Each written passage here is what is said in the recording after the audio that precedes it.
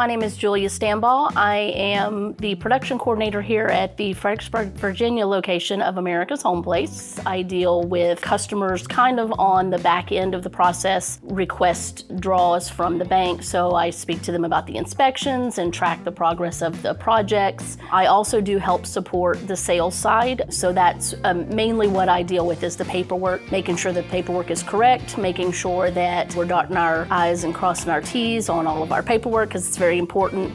In this area, we do see a lot of people that just want to put their mark on a plan, so they may want to, change little things here and there just because they want to make it their own. Typically what happens is the sales assistant will have discussed the standards with our customer. They'll have kind of looked at some plans and steered them towards a plan that's going to meet their needs and be within their budget. At that point, then the building consultant will sit down with them. They will assess what it is that the customer's wanting to do. They will guide them in, whether it's something that will flow properly, whether or not it will look good in the end, and just kind of get familiar with what it is the customer's trying to achieve. And then they will do what's called red lines. So what that means is they will take our standard plan, they'll take a copy of it, they will actually, in red pen, draw in the changes that the customer wants. Once those are complete to the customer's satisfaction, then the customer will sign off on the plans. We do have them sign what's called an estimate and design order. That is essentially what they're buying. So it is going to detail out the house plan that they want, the base cost of that plan, and then any additions that they have decided to add in, such as, a fireplace or upgrade flooring or upgrade appliances,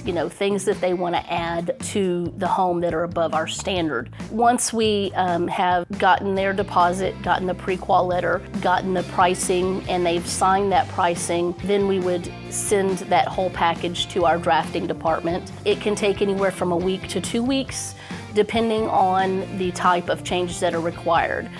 So if there's more extensive changes to our plan, then obviously it's going to take a little bit longer as they go through and make all the changes that have been requested. And then once that happens, we review it to make sure that they have captured all of the changes that we requested, and then we would send that on to the customer for their approval and make sure they don't want any other tweaks. If you'd like to learn more about the custom home building process, please visit us at americashomeplace.com and like and subscribe.